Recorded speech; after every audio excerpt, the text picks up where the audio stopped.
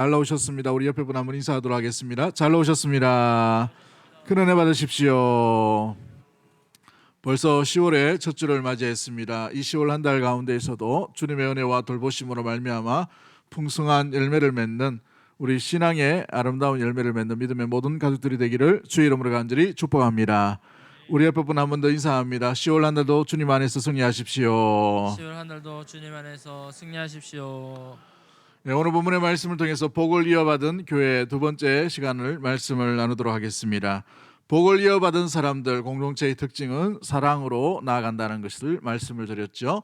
그 사랑에는 두 가지를 말씀을 드렸습니다. 사랑의 마음이 있고 사랑의 태도가 있다고 말씀을 드렸는데, 사랑의 마음에는 오늘 본문 읽었던 8절 말씀에 보시면 알겠지만 한 마음을 품고 서로 동정하며 또 서로를 불쌍히 여기라 라고 이렇게 말씀을 나누었습니다. 두 번째 시간으로 이제 사랑하는 태도는 무엇일까? 사랑의 모습들은 어떤 태도와 어떤 삶의 모습이 나타날까?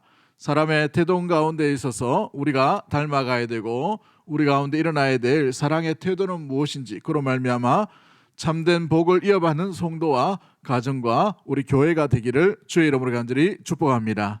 자, 그렇다면 사랑의 태도, 우리가 훈련을 하고 우리가 무엇보다도 아름답게 추구해야 될 사랑하는 사람의 태도, 사랑하면 어떤 장점과 어떤 태도가 드러나게 될까요? 우리 첫 번째 우리 말씀 가운데 우리가 기억이 될 것이 무엇입니까?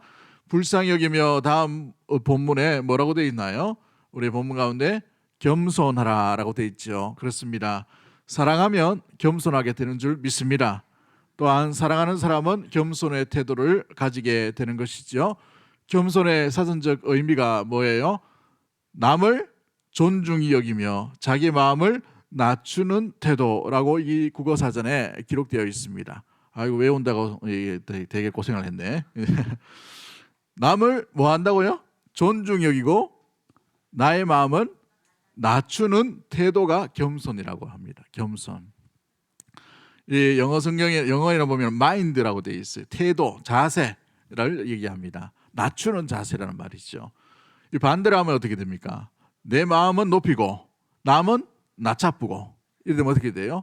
그걸 가지고 교만이라고 이렇게 얘기합니다. 그렇습니다. 사랑하면 자기 자신을 낮추게 되어 있어요. 사랑을 누가 많이 하는가? 더 많이 낮추는 사람이 사랑하게 되어 있습니다. 연인들이 서로 사랑을 할 때에 그 사랑 가운데 누가 더 사랑하는가를 보면, 사랑하는 사람들 보면 이렇게 기울어져 있는 것을 보게 돼요. 약간 기울어져 있습니다. 누가 더 사랑하는가 심리학자들이 이렇게 볼 때에 사랑하는 연인과 이렇게 하면은 여자 쪽이 이렇게 기울어 있으면 여자 쪽이 더 많이 사랑하는 거예요. 예, 남자는 이렇게 뻣뻣하게 이렇게 있는 확률이 많은데 요즘은 보니까 또 남자 쪽이 이렇게 기울어져 있는 걸 봅니다만은 심리학자들이 그렇게 판단을 한다고 합니다. 아무튼 뭘 얘기하냐면 사랑하는 사람이, 더 많이 사랑하는 사람이 더 많이 듣고 더 많이 인내하고 더 많이 참고 더 많이 들어주고 더 많이 서로를 바라볼 수 있는, 그 기다려줄 수 있는 모습이 사랑하기 때문에 그와 같은 것이죠. 그러므로 사랑하는 사람은 더욱더 겸손하게 되어 있는 것이죠. 나를 낮추고 사랑하는 대상을 높이는 모습이 겸손의 모습이요, 사랑하는 모습이라는 사실입니다. 그렇습니다. 되는 집안은 바로 이 겸손한 모습이 굉장히 많이 드러나게 되어 있어요. 그러므로 이 가정 가운데 또 공동체 가운데의 사회 이 생활 가운데에서도 겸손한 사람이 많으면 많을수록 그 사회와 그 모임과 그 공동체는 긴장감이 아니라 서로를 존중해 여기고 세워주는 모습으로 말미암아 이 분위기가 달라지게 되는 일들이 나타나게 됩니다. 여러분, 우리 모습들 가운데 사랑한다면 더욱더 겸손한 것을 놓치지 아니하고 항상 간직할 수 있는 믿음의 모든 가족들이 되기를 주의 이름으로 간절히 축복합니다. 구글의 모 회사는 모기업인 알파벳 이사회의 의장이었던 존 헤네시라는 사람은 이렇게 얘기합니다. 겸손하지 않으면 성장할 수가 없습니다. 성장하지 않는다라는 것이죠. 겸손한 사람이 자기가 부족하기 때문에 배우러 간다는 거예요. 더 뭔가 지식을 배우기도 하고 더 묻기도 하고, 또한 나보다 남이 더 우월할 수 있다라는 것을 항상 염두에 있기 때문에 경청을 한다는 것이에요. 그로 인하여서 그 이 대기업인, 전 세계 기업이죠, 이 구글 역시도 다른 기업에 대해서 늘 배우려고 하는 자세를 가지고 있는 것을 보게 됩니다. 겸손한 사람은 귀를 기울이고 듣기를 원하고 배우기를 원하게 되어 있다는 것이죠. 그래서 자라가게 됩니다. 그로 말미암아 겸손은 부족한 것이 아니라 오히려 충만하게 되고 채워짐의 놀라운 길이 이 겸손으로 말미암아 드러나게 된다라고 이렇게 말합니다. 사랑하는 성도 여러분, 평생 겸손한 사람으로 평생 배울 수 있는 주의 음성에는 귀를 기울일 수 있는 믿음의 모든 가족들이 되기를 주의 이름으로 간절히 축복합니다. 그렇습니다. 잠언 22장 4절 말씀에 겸손과 여호와를 경외함의 보상은 재물과 영광과 생명이니라라고 이렇게 언급하고 있습니다. 겸손한 사람을 하나님께서 세워주시고 보상케 하신다라는 것을 말해주고 있죠. 잠언 15장 33절에도 존귀, 겸손은 존귀의 앞잡이다라고 되어 있어요. 존귀함의 앞잡이, 존귀함의 앞장서는 게 뭔가? 겸손이라는 것이죠. 겸손이 뭐라고 말씀했습니까? 나는 낮추고 남은 높여 세우는 태도를 말하고 있다는 것이죠. 그렇습니다. 겸손은 끊임없이 자기를 낮추고 자기를 낮은 자세로 나아가는 것이, 낮은 자세를 지향하는 것이 바로 이 겸손의 아름다운 모습이라는 사실이죠. 세상과는 다른 가치입니다. 세상은 어떻습니까? 실력 있고 뭔가 인정받으려면 높이라고 하죠. 세워달라고 뽑아달라고 합니다. 이게 세상의 가치예요. 그런데 사랑하는 사람, 복을 이어받은 공동체와 성도의 모습은 낮은 자리로 겸손하게 나를 낮추고 남을 세우는 모습이 바로 사랑하는 사람, 또 사랑하는 사람들이 모인 공동체, 교회 공동체요, 부르심을 받은 공동체의 아름다운 모습이라는 사실을 잊지 않는 믿음의 모든 가족들이 되기를 주의 이름으로 간절히 축복합니다. 여러분, 겸손의 자세를 놓치지 말기를 간절히 소망합니다. 그런데 어떻습니까? 겸손한다는 것, 자기를 낮춘다는 것은 쉬운 일이 아니에요. 좀 비슷비슷하면 어떻게 됩니까? 지가 모자랐다고 이런 생각이 들지요. 그런데 그런 긴장관계에 있다 하더라도 우리가 서로 간에 저 사람은 나보다 잘난 것이 없다라고 생각하면 이게 교만이 되어버릴 수 있어요. 이게 비교의식이 되어버릴 수도 있죠.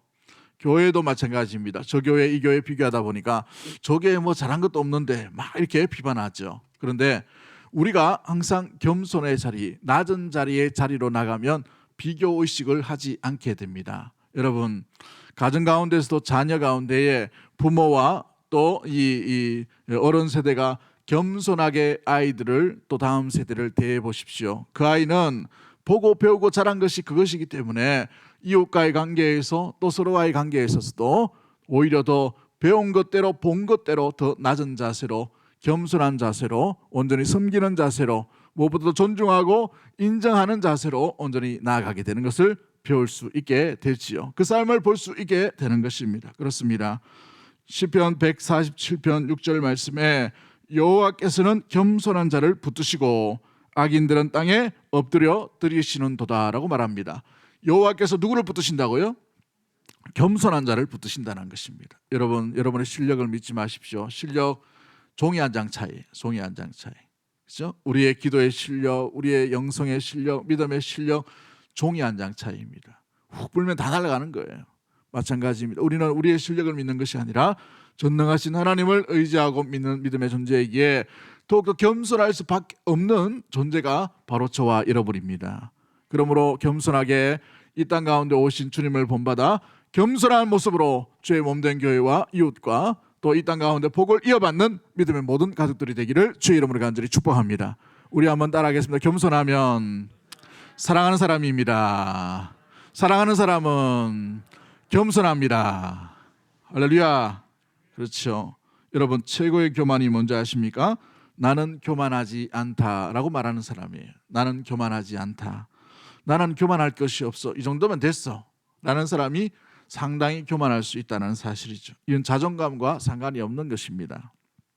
어거스틴은 자기의 제자들과 대화하는 중에 교만이 뭡니까? 라고 제자들이 묻는 질문에 나는 겸손하다고 생각하는 거, 나는 겸손한 사람이야 라고 인식하고 있는 것, 이 자체가 교만이다 라고 얘기합니다. 여러분, 우리는 겸손할 수밖에 없는 존재다라고 생각을 해야 돼요. 우리는 죄인이라는 말이죠. 사도 바울이 이 서신서를 쓰면서 자기 자신을 마지막에 어떻게 표현합니까? 나는 죄인 중에 뭐라고 얘기하고 있어요? 괴수다라고 되어 있어요. 괴수다.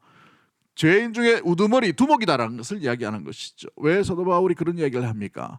수많은 고통과 어려움과 복음을 위해 그렇게 열정적으로 살았던 사도 바울임에도 불구하고 하나님 앞에서 우리 주 예수 그리스도 앞에서는 나는 죄인 중에 괴수일 뿐이다라고 이렇게 고백하고 있는 것이죠. 이것이 바로 겸손한 자의 모습이요 말이요 태도의 모습들 가운데 있는 것을 말해주고 있습니다.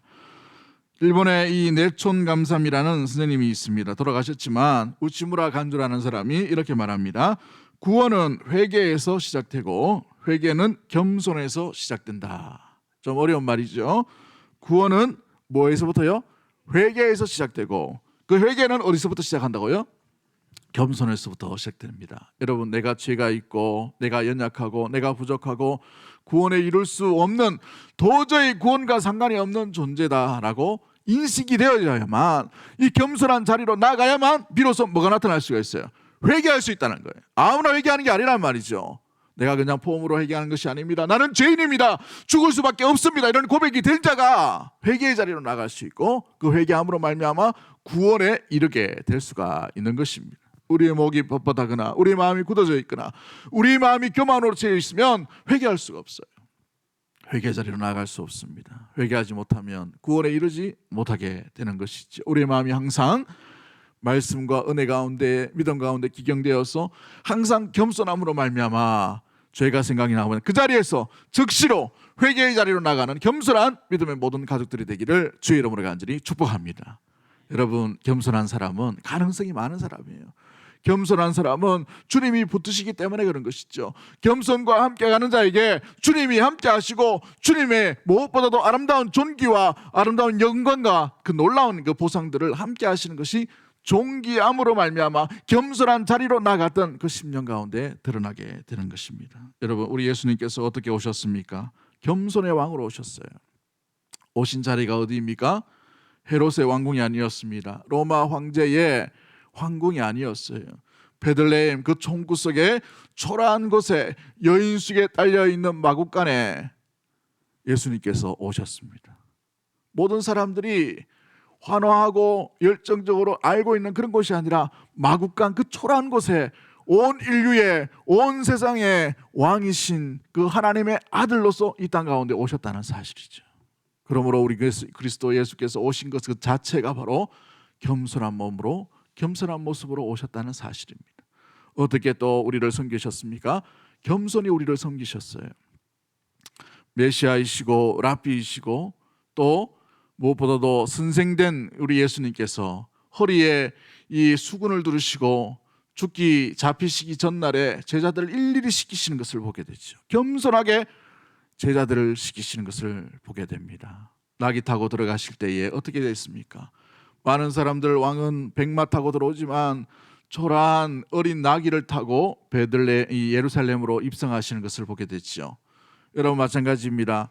아무도 짊어지기 싫어하는 죄인의 상징인 이 십자가를 예수 그리스도 만왕의 왕이신 하나님의 아들이신 그분이 친히 그것을 짊어지시고 고통과 수치와 부끄러움과 이 모든 것을 다 감당하시며 겸손하게 구원을 이루신 분이 바로 우리 주 예수 그리스도인 줄 믿습니다.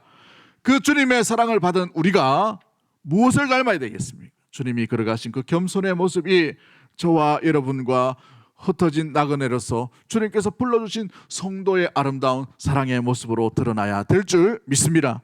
그렇습니다. 겸손의 왕이신 주님을 닮아야 하는 것이지요. 어거스틴은 기독교의 핵심적인 결론으로 이야기합니다. 첫 번째, 기독교의 핵심이 뭐냐? 겸손이다. 두 번째, 겸손이요. 세 번째도 겸손이다라고 되어 있어요. 왜요? 내세울 것이 없는 존재이기 때문에 그렇죠. 하나님 안에 우리가 구원받을 수 없는 존재인데 구원받은 이것 자체가 놀라운 은혜요, 감사요, 복인 것을 우리는 기억한다면 우리가 자리에 서 있어야 될 곳, 우리가 나아가야 될 그곳은 우리의 목소리를 내는 자리가 아니라 우리의 어떤 자존감을 내는 자리가 아니라 겸손하게 주님이 일하심을 드러내는 그 자리로 나가는 것이 바로 겸손, 사랑 가운데 사랑을 받은 복을 이어받은 성도의 아름다운 삶의 자치라는 사실을 기억할 수 있게 되기를 주의 이름으로 간절히 축복합니다. 여러분, 겸손의 자리를 사모하십시오. 겸손의 자리로 나아가십시오. 겸손의 자리가 나가야 될 것이 바로 성도의 자리요, 교회의 자리요, 부르심을 받은 믿음의 성도가 있어야 될 자리인 것입니다. 여러분, 겸손하면 그럼 누가 우리를 세워줍니까? 아무도 인정하지 않고 아무도 돌보지 않는데, 베드로전서 5장에 보면 때가 되면 누가 세우시냐? 겸손하라. 때가 되면 주께서 너희를 높이시리라고 말씀하고 있어요. 할렐루야. 높이시는 것은 하나님이 하시는 겁니다. 하나님이 높여주시는 것이지요. 그러므로 그 능하신 손 아래 겸손한 자로, 겸손한 자의 자리로, 겸손의 삶을 자리로 온전히 나아갈 수 있는 믿음의 모든 가족들이 되기를 주의 이름으로 간절히 축복합니다. 주께서 때로 세우실 그때까지 우리가 인내하고 견디고 있어야 될 이유가 바로 여기 있죠.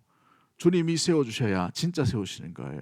내가 아무리 세워진다 하더라도 세워줄 수 있는 세상이 아닙니다. 여러분, 세상은 어떻습니까? 무엇보다도 이 세상은 드러남의 자리, 인정받는 자리, 내가 뭘 할 수 있다는 것을 피하라는 그런 시대에 살고 있어요. 오히려 겸손한 사람을 무시하게 되어 있습니다. 겸손한 자면 좀 어리석다라고 생각할 수 있어요. 겸손한 사람 회사에도 인정받지 못합니다. 사회 가운데도 인정받지 못해요. 무엇보다 친구 사이에서도 인정받지 못하는 그런 상황 가운데 있을 수도 있습니다. 그러나 사람들에게 인정받지 못한다 하더라도 주님은 보고 계시기에 주님 닮은 자가 결국은 승리하게 되는 줄 믿습니다. 주께서 세우시는 그날까지 우리가 그 자리, 그 겸손의 자리를 간직하고 나아가야 되는 것이 바로 성도가 있어야 될 자리인 것이죠. 베드로전서 5장 6절에 그러므로 하나님의 능하신 손 아래 겸손하라. 때가 되면 너희를 높이시리라. 할렐루야. 이 말씀이 여러분의 열매가 되기를 주의 이름으로 간절히 축복합니다. 확신 가운데 주께서 이 말씀이 우리 가운데 살아있는 말씀이 되기를 주의 이름으로 간절히 축복합니다. 겸손의 자리로 나갔더니 그 자리에서 사모함 가운데 견디고 인내했더니 정말 하나님이 높여주시네. 이것이 우리의 삶의 간증이 되어야 하는 것이지요. 우리 하나님께서 우리에게 무엇을 요구하시겠습니까? 엄청나게 수백억 들여가지고 뭔가 예배당을 짓는 거 하나님이 기뻐하실까요? 우리가 예배를 수십 번 드리는 것, 그것 하나님께서 기뻐하실까요? 우리의 헌신으로 말미암아 100억씩 200억씩 하나님 앞에 드린 것, 이거 기뻐하실까요? 우리의 삶 가운데 뭔가 마음 가운데 열정적으로 뭔가 했던 것을 하나님께서 기뻐하실까요? 하나님이 기뻐하시는 것이, 하나님께서 원하시는 것이 무엇인지 미가서 6장 8절에 뭐라고 되어 있습니까? 미가서 6장 8절, 사람아 주께서 선한 것이 무엇임을 내게 보이셨나니 여호와께서 내게 구하시는 것은 오직 뭘 하며? 정의를 행하며 인자를 사랑하며 겸손하게 내 하나님과 함께 행하는 것이 아니냐. 어떻게 행하라고 되어 있어요? 겸손하게 행하라고 되어 있어요. 왜 정의를 이야기하면서, 왜 사랑을 이야기하면서 어떻게 행하라고요? 겸손하게 행하라. 정의가 지나치면요, 자기 욕심과 자기 의가 될 수가 있어요. 여러분, 신앙생활 할 때 자기 의로 신앙생활하면 망해버립니다. 너무나도 위험한 거예요. 우리는 그리스도의 의로 살아난 존재인 줄 믿는 믿음의 모든 가족들 되기를 주의 이름으로 간절히 축복합니다. 나의 의를 다 내 땅에 내려놓고 그리스도의 의를 붙잡고 살아가는 것이 바로 우리의 모습이죠. 그 의를 붙들고 사랑의 모습으로 나가나 되어 있어요. 사랑도 여러분, 자기의 욕심과 자기 열정과 자기 의로 나가면 그것이요, 다른 사람 눈에는 정말 보기 힘든, 꼴보기 싫은 모습들이 될 수 있어요. 좀 있다고, 좀 안다고, 좀 들었다고 이렇게 아는 체 해버리는 것이죠. 여러분, 사랑의 가장 중요한 자세가 뭐냐면 겸손의 자세예요. 겸손의 자세. 요즘 노숙자에게 돈 10,000원을 준다고 한번 해보십시오. 그죠? 돈 10,000원을 내가 긍휼히 여기는 마음과 좀 연약한 마음, 좀 구제하는 마음을 가져 이렇게 줘야 되는데, 요즘은 이렇게 두 손으로 이렇게 줘야 돼요. 응? 갑자기 휙 던져버리면 어떻게 됩니까? 물론 돈이라가 싹 낚아채겠지만 마음이 불편해요. 인정받지 못한단 말이죠. 구제도 마찬가지입니다. 우리가 돈이 있고 우리가 지식이 있고 우리가 경험이 있고 우리가 안다 하더라도, 여러분, 오른손이 하는 일을 왼손이 머리 정말 지혜롭게 해야 되지만, 여러분, 그 사람들이 마음의 감동이 일어날 수 있습니다. 그 자세가 뭐냐면 겸손의 자세. 오늘날 기독교가, 오늘날 한국 교회가 무엇을 잃어버렸나? 많이 활동을 합니다. 많이 구제를 해요. 많이 사랑을 베풉니다. 많이 알아요. 많이 행합니다. 겸손을 잊어버렸어요. 사회 가운데 인정받지 못하게 되지요. 사랑하는 성도 여러분, 우리가 섬길 것이 너무나도 많이 있습니다. 어떻게 섬길 건가? 어떻게 사랑할 건가? 어떻게 그리스도의 정의, 어떻게 의를 아름답게 펼칠 것인가? 겸손을 가지고 주님과 동행하는 것이에요. 겸손을 잃지 않는, 겸손의 자리를 놓치지 않는 믿음의 성도와 가정이 되기를 주님의 이름으로 간절히 축복합니다. 두 번째 우리가 기억해야 될 것이 무엇입니까? 무엇보다도 이 사랑하는 태도는 어떻게 드러날 수 있을까요? 사랑하는 태도는 무엇보다도 복을 빌어주는 태도로부터 드러나게 됩니다. 사랑하는 사람은 축복하는 사람이라는 의미를 가지고 있죠. 9절 말씀 우리 한번 읽어봅니다. 9절 말씀 시작. 악을 악으로, 욕을 욕으로 갚지 말고 도리어 복을 빌라. 이를 위하여 너희가 부르심을 받았으니 이는 복을 이어받게 하려 하심이라. 복을 이어받기 위해 우리를 부르셨는데 그 복을 이어받기 위한 중요한 태도가 뭐라고 되어 있습니까? 악을 악으로 갚는 것이 아니고 욕을 욕으로 갚는 것이 아니라 오히려 도리어 뭘 하라고 되어 있어요? 복을 빌어주라라고 되어 있어요. 축복하라라는 말입니다. 축복하라. 여러분 이건 쉬운 일이 아니죠. 지금 이 베드로 전서를 받고 있는 성도들이 어떤 형편이에요? 로마의 압제 가운데 있습니다. 감옥에 있는 성도도 있고 재산이 몰수된 성도도 있고 가족들이 저 로마의 군사들에 의해서 죽임을 당한 상황일 수 있어요. 얼마나 억울해요. 재산이 몰수되고 노예로 팔려가고 얼마나 곤란함 가운데 이 악이 난무하는 세상 가운데 지금 겨우 살아있는 그런 상황 가운데 무덤 속에 들어갑니다. 산맥 속에 은거하고 있는 상황 가운데 악을 악으로 갚지 말고 욕을 욕으로 갚지 말라. 베드로 사도에 대해서 불만이 있을 수도 있어요. 그런데 왜 베드로 사도가 이 흩어진 나그네에게 이와 같은 이야기를 하고 있을까요?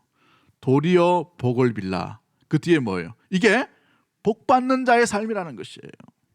이 비밀을 기억할 수 있게 되기를 주의 이름으로 간절히 축복합니다. 악을 악으로 갚으면 우리 주님 나라 가운데 받을 게 없는 것이죠.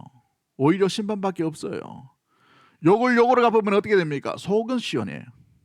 그런데 받을 상급이 없다는 것이죠. 진짜 복을 안다면 복을 빌어주라 라고 되어 있어요. 우리 예수님께서 70인의 제자들을 파송을 하십니다. 누가복음 10장에 보시면 파송을 하시는데 파송을 하시면서 뭐 전대를 거치지 말고 다시 돌아올 거니까 뭐 음식도 가져가지 말고 여러 가지 얘기해요. 그런데 가서 그 집에 딱 들어가거든. 제일 먼저 뭘 하라고 되어 있어요? 그 집에 평안을 빌라, 복을 빌라라고 되어 있어요. 그 다음에 중요한 말씀이 있죠. 그 평안과 그 복이 그 집에 합당하거든. 그 집에 임할 것이요. 합당하지 않으면 어떻게 되나요? 복이 내게 돌아오리라 되어 있어요. 결국은 이 복이 누구와 연결되어 있어요? 여러분 복 받기 위해서 우리가 복을 빌라는 거예요. 복을 이어받기 위해 진짜 복을 빌라라는 것이죠. 이 복이 얼마나 값진 복인지를 알기 때문에 복을 빌라라고 되어 있어요. 할렐루야. 이 복을 여러분 무엇보다 놓치지 않는 믿음의 모든 가족들 되기를 주의 이름으로 간절히 축복합니다. 그렇죠. 스데반 집사님을 보십시오. 예수님처럼 수많은 사람들이 돌로 막 쳐 죽이려고 하는 그 상황 가운데 그들 바라보며 분노의 눈, 그렇죠? 원망의 눈이 아니라 어떤 메시지를 던집니까? 저들의 죄를 용서하여 주옵소서. 저들이 하는 짓이 저들이 무엇인지 모르나이다 라고 이렇게 고백하는 것을 보게 되죠. 욕을 욕으로 갚지 아니하는 그 놀라운 스데반 집사님의 모습들 가운데 있게 됩니다. 그 열매가 뭐예요? 사울이라는 청년이 증인으로 있다가 이 스데반을 죽이는 증인으로 있다가 오히려 이방인의 사도로 부르심을 받는 결정적인 계기가 이 스데반의 용서하는 욕을 욕으로 갚지 않은 그 일들 가운데 변화와 회복과 바뀜과 주님을 만나는 놀라운 길들이 일어나게 되었다는 사실이죠. 여러분 축복의 삶은 사람은 변화시킵니다. 축복의 메시지는 사람을 변화시켜요. 그러므로 악을 악으로 갚는 사람이 아니라 욕을 욕으로 갚는 사람이 아니라 성도는 부르심을 받은 교회는 세상을 향해 이웃을 향해 주님의 복을 아름답게 빌어주는 전하는 축복의 사람으로 남겨져 있어야 되는 줄 믿습니다. 그렇죠. 그러기 위해 우리가 기억해야 될 게 뭡니까? 10절부터 12절까지 시편 34편의 말씀 가운데 인용하여서 사도 베드로가 고백하고 있는 것을 보게 되죠. 시편 34편 12절과 16절을 그대로 인용합니다. 오늘 본문에 있는 이 베드로전서 3장 12절과 13절, 10절부터 12절까지 말씀인데요. 시편 34편 12절과 16절 우리 같이 한번 읽어봅니다. 시작. 생명을 사모하고 연수를 사랑하여 복받기를 원하는 사람이 누구뇨? 내 혀를 악에서 금하며 내 입술을 거짓말에서 금할지어다. 악을 버리고 선을 행하며 화평을 찾아 따를지어다. 여호와의 눈은 의인을 향하시고 그의 귀는 그들의 부르짖음에 기울이시는도다. 여호와의 얼굴은 악을 행하는 자를 향하사 그들의 자취를 땅에서 끊으려 하시는도다. 여러분, 이 악한 사람은 하나님이 하신다는 거예요. 하나님께서 심판하신다는 것이죠. 욕하는 사람은 하나님께서 다루신다는 거예요. 그러므로 성도는 성도의 할 일만 하라는 것입니다. 성도가 해야 될 것이 뭐예요? 그 입술에서 악을 악으로 갚으려는 시도를 버리고 거짓말을 버리고 악한 말을 버리고 거짓을 떨쳐버리고 오히려 화평을 구하는 모습으로 선을 취하고 선을 행하고 온전히 그 길로 나아가라는 것을 말씀해 주고 있는 것이에요. 무엇 때문에요? 이 복을 받아 누리는, 이어받는 성도가 되기 위해서. 여러분, 그렇습니다. 이웃에 있는 이 복이 내가 누리는 이 복과 긴밀히 이렇게 연결되어 있음을 우리는 늘 기억해야 하는 것입니다. 잠언 11장에 보면 남을 윤택케 하는 것이 내 윤택과 연결되어 있어요. 그러므로 이웃에 있는 행복이 내 행복과 밀접한 연결이 되어 있다는 말이에요. 이웃에 대해서 복을 빌지 않은 사람은 내 복도 어떻게 된다는 말이에요. 이 복도 임하지 않는 모습들을 연결되어 있다는 말이죠. 여러분, 그렇습니다. 복을 비는 자로서 축복하는 사람으로 남겨져 있게 되기를 주의 이름으로 간절히 축복합니다. 여러분, 자녀에 대해서 함부로 하지 마세요. 여러분의 이웃에 대해서 함부로 말하지 마십시오. 여러분의 성도들에 대해서 함부로 말하지 마세요. 축복의 말을 하는 것이 바로 성도의 입술이요, 성도가 취해야 될 사랑의 태도요, 복을 이어받는 믿음의 성도가 갖춰야 될 아름다운 자세의 모습인 것이죠. 그렇습니다. 여러분, 언제든지 마지막 순간에도 복을 비는 축복의 사람으로 남겨져 있기를 원해요. 할렐루야. 며칠 전에 우리 올로 목사님 그 며느리하고 아들이 산소 묘지 갔다 왔나 봐요. 사진을 이렇게 보내왔더라고. 깨끗하게 이렇게 정리해 주셔서 감사합니다 라고 이렇게 해줘가지고 너무나도 또 보람도 되고 감사했지만, 올로 목사님 그 마지막 기 돌아가시기 전에 그때 신방함을 가니까 그 마지막 축복을 하시더라고. 마지막에 얼마나 보기 좋은지요. 96세 넘으신 분이 손을 못 들고 있지만 그래도 막 축복을 하더라고. 꼭 이렇게 신방 가면은 제가 이제 담임 목사라고 목사님이 나를 위해 기도해 주세요 이렇게 얘기해요. 할아버지 뻘이잖아요 저한테. 그죠? 이 아주 고참도 한참 고참이에요 저보다. 그런데 그분이 담임 목사 왔다고 목사님이 기도해 주셔야 됩니다 이렇게 기도해 달라고 그래요. 참 죄송하기도 하고, 그러면 목사님 제가 지금은 이렇게 기도하고 갈 때는 또 목사님이 또 축복 기도해 주시소 이렇게 해가지고 서로 기도하고 이렇게 해서 너무나도 감사하죠. 마지막 돌아가실 때도 축복을 빌어주는 그런 인생으로 마치던 것을 보게 됩니다. 사랑하는 성도 여러분, 일부 때는 말하지 않았지만 여러분, 우리가 기억해야 될 것은 마지막 순간에 어떻게 남겨져 있는가, 어떤 사람으로 남겨져 있는가, 복을 이어받은 사람답게 축복의 메신저가 되기를 주의 이름으로 간절히 축복합니다. 어떤 사람이 시를 적었어요. 그 시에 이런 내용이 있습니다. 하나님은 하늘을 만드셨다. 줄 수 있도록. 그리하여 하늘은 축복을 내린다. 하나님은 태양을 만드셨다. 줄 수 있도록. 그리하여 태양은 따사로이 우리를 지킨다. 하나님은 달을 만드셨다. 줄 수 있도록. 그리하여 달은 우리가 가는 길을 은은히 비춰준다. 하나님은 공기를 만드셨다. 줄 수 있도록. 그리하여 우리는 이 공기를 호흡한다. 하나님은 땅을 만드셨다. 줄 수 있도록. 그리하여 땅은 모든 열매를 제공한다. 하나님은 인간을 만드셨다. 줄 수 있도록. 그러나 인간은 하고 시가 끝나버려요. 여러분, 무엇을 얘기합니까? 사람만이 아직 주는 연습과 주는 훈련을 제대로 배우지 못하고 있다는 거예요. 여러분, 줄 때 많이 손해보고 많이 어찌 보면은 아까워질 수가 있습니다만은 돈 안 들고 할 수 있는 게 뭐예요? 여러분의 입술을 열어서 상대방을 축복하는 겁니다. 돈 들지 않고 가장 아름다운 복을 받는 이유가 바로 입을 열어서 축복하는 거예요. 할렐루야. 여러분, 돈 들고 안 하는 이 놀라운 아름다운 복 받는 비결, 얼마나 그죠? 설교 제목을 복 받는 비결로 했으면은 오늘도 많이 왔을 텐데, 그죠? 코로나를 뚫고 오셨을 텐데. 여러분, 마찬가지예요.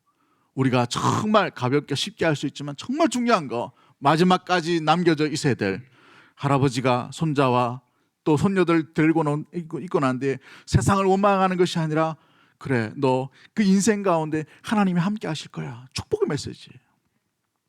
이스라엘이 12아들을 둘러놓고 마지막 축복하잖아요. 이삭이 2아들을 가지고 축복을 하잖아요. 아브라함이 이 이삭에 대해서 축복을 하잖아요. 여러분, 이 축복의 메신저로 되게 되기를 주의 이름으로 간절히 축복합니다. 아버지가 자녀들을 불러놓고 축복하는 거예요.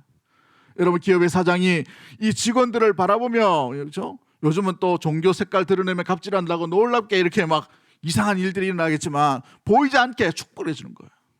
저 직원 너무나도 정말 지혜롭게 행동하는구나, 너무나도 대견하구나. 그렇죠? 여러분, 같은 동료도 마찬가지입니다. 시기와 경쟁 가운데 있는 그런 관계에서 축복하는 관계로 변화되게 되기를 주의 이름으로 간절히 축복합니다. 지 잘하는 거 내가 얼마나 잘하는가 두고 보자, 이게 아니라 축복을 던지세요. 그러면 여러분이 복을 받습니다. 복을 이어받게 되어 있어요. 그 복을 주님께서 허락해 주신다는 사실이지요. 그렇습니다. 사랑하는 성도 여러분, 우리의 복은 내 이웃에 함께하는 성도들과 밀접한 관계가 있음을 기억하고 복을 전하고 복을 빌고 축복하는 사람의 모습들로 남겨져 있는 믿음의 성도와 가족이 되기를 주의 이름으로 간절히 축복합니다. 우리 하나님도 믿음의 성도들을 부르시고 난 뒤에 축복을 하시잖아요. 복을 내려주시잖아요. 아브라함을 부르시고 난 뒤에 아브라함을 어떻게 바꾸십니까? 아브라함으로 바꾸셔요. 열국의 아비라고 되어 있어요. 열국의 아비. 자녀가 하나도 없어요. 지금은 사라를 통해서 난 아들이 없습니다. 그럼에도 불구하고 아브라함을 바라보며, 아브라함, 열국의 아버지, 열국의 아버지답게 믿음으로 사는 믿음의 조상이 될 거야. 열국의 아버지를 아브라함으로 부르신 거예요. 여러분, 꾀돌이 이 야곱을 어떻게 부르셔요? 야복 강가에서 이름을 바꾸시죠. 무슨 이름으로 바꿉니까? 야곱, 거짓말잘하고 사기치기 좋아하고 남을 속이는 자의 그 이름에서 이스라엘로 바꾸셔요. 이스라엘. 영광의 하나님, 놀라운 그 하나님의 이름에 그 합당한 하나님의 백성으로, 친백성으로 이스라엘로 바꾸시는 거예요. 사기치는 사람이었어요. 그런데 너는 하나님의 백성이야, 너는 하나님의 자녀야, 하나님이 이끄시고 지키시는 사람이야 라고 이스라엘로 바꾸시는 거예요. 그렇죠? 여러분, 유다가 실패를 했습니다. 가정에 실패를 했어요. 가정에 이 아들로서의 역할들 제대로 못합니다. 그런데 유다를 보면서 이 야곱이 뭐라고 축복을 합니까? 홀이 떠나지 아니할 것이며. 그렇죠? 여러분, 이런 축복을 하는 것이죠. 여러분, 기드온을 한번 보십시오. 기드온을 부르시고 난 뒤에 여러분, 이 숨어 지내는 사람이 기드온이었어요. 그런데 여호와의 사자가 찾아가서 기드온을 바라보며 뭐라고 얘기합니까? 큰 용사여라고 해요. 큰 용사. 여러분, 이 큰 용사가 아니에요. 숨어 지는 사람이에요. 도망자입니다. 비겁한 사람이에요. 그런데 큰 용사여라고 합니다. 그 큰 용사의 부르심으로 인하여서 정말 큰 용사답게 미디안과의 전쟁에서 완전히 승리하게 되는 놀라운 일대 쓰임받는 존재로 아름답게 나아가게 됐지요. 베드로를 보십시오. 시몬이었어요. 요한의 아들 시몬입니다. 바요나 시몬이란 이름이에요. 시몬이란 이름을 흔한 이름이었어요. 그런데 주는 그리스도시요 살아계신 하나님의 아들이십니다라는 그 고백 위에 우리 예수님께서 성령의 감동하심을 받아서 이름을 바꿔주셔요. 뭐라고 이름을 바꿔주십니까? 페트라라고, 반석이다라고 돼 있어요. 반석. 견고한 반석이에요. 며칠 뒤에 뭐 하는 인간입니까? 예수님을 부인하고 예수님을 저주하고 예수님과 상관없이 도망했던, 나는 고기 잡으러 가노라 했던 그런 인간이었어요. 알고 있음에도 불구하고 우리 예수님께서 너는 반석이야, 페트라야, 네 반석 위에 교회를 세울 것인데 음부의 권세가 함부로 하지 못할 거야. 우리 예수님께서 이 베드로에 대해서 축복을 하시는 모습을 보게 되죠. 그 사랑을 받은 이 베드로가 흩어진 나그네에 대해서 뭐라고 얘기합니까? 너희는 택하신 족속이요, 왕 같은 제사장이요, 거룩한 나라요, 그의 소유된 백성이니라고 말하고 있어요. 할렐루야. 그렇죠. 사랑하는 성도 여러분, 우리가 어디에 남겨져 있어야 될지, 성도는 성도의 말을 하고 성도의 자리에 있어야 되는 것입니다. 끝까지 축복의 사람, 축복을 전하는 사람, 축복을 남기는 사람으로 남아 있게 되기를 주의 이름으로 간절히 축복합니다.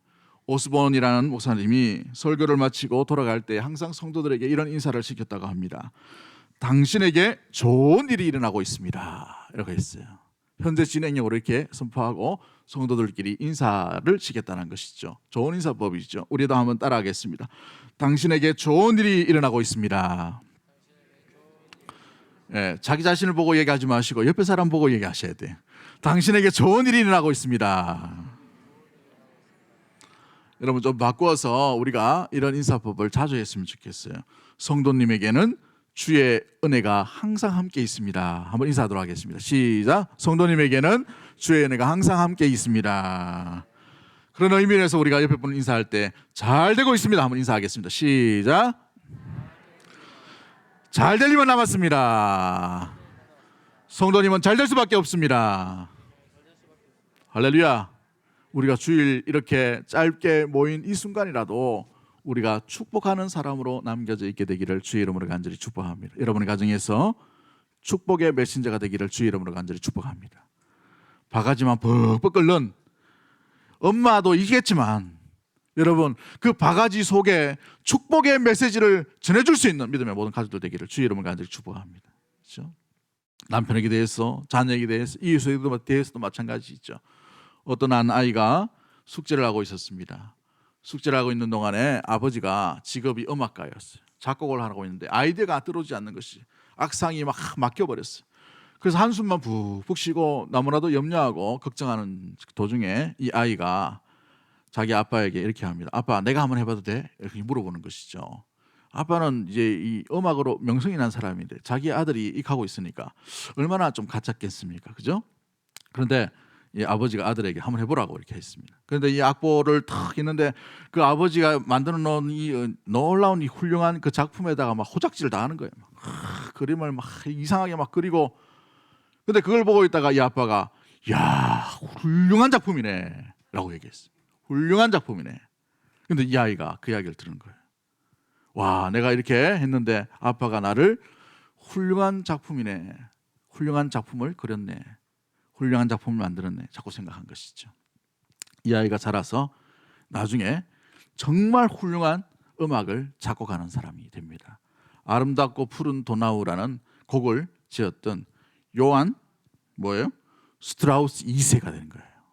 외국 사람이지만 이 음악 정도는 알고 있어야 되는데 여러분 마찬가지입니다. 우리가 무슨 말을 하는가, 어떤 말을 하는가, 여러분 거짓과 악한 말과 저주의 말, 저거 태어났는데 내가 미역국을 먹었다니 이런 생각하면 안 돼요. 저 인간만 만나지 않았으면 내가 정말 30년 행복하게 살았을 텐데 아니에요. 그렇죠? 여러분 정말 우리 인생 가운데 믿음의 남편, 믿음의 자녀, 우리 함께하는 믿음의 성도들 가운데에서 축복의 메신저를 전해줄 수 있는 믿음의 모든 가족들 되기를 주의 이름으로 간절히 축복합니다. 성도님 안에는 하나님이 계십니다. 성령님께서 살아계십니다. 성령님께서 함께 하십니다. 이 메시지가 우리가 전해줘야 될 메시지인 것이죠. 사업이 망하고 어렵고 힘들수록 주님이 성도님을 돌보고 있습니다. 지키고 있습니다. 함께 할 거예요. 이게 성도가 성도에게 이웃과 이웃 가운데 전해질 축복을 빌어주는 말인 것이죠. 말씀을 맺습니다. 사랑하는 성도 여러분, 성도는 사랑하는 모습으로 인하여 복을 이어받는 존재입니다. 그 사랑을 어떻게 할 것입니까? 겸손할 때 우리는 진정으로 사랑할 수가 있게 됩니다. 우리는 복을 빌어주는 축복의 모습과 태도로 인하여 그 사람을 더욱더 사랑할 수 있게 되는 것이지요. 겸손의 자리를 놓치지 말고 축복의 사람으로 날마다 주님과 함께 동행할 수 있는 믿음의 모든 가족들이 되기를 주의 이름으로 간절히 축복합니다. 우리 이 시간 한번 기도할 때에 합심해서 기도하기를 원합니다. 오늘 누구를 축복해야 될까? 여러분 3명 정도를 한번 떠올려 보시고 그 3명에게 축복의 메시지를 던져보세요. 가족도 좋습니다. 이웃도 좋습니다.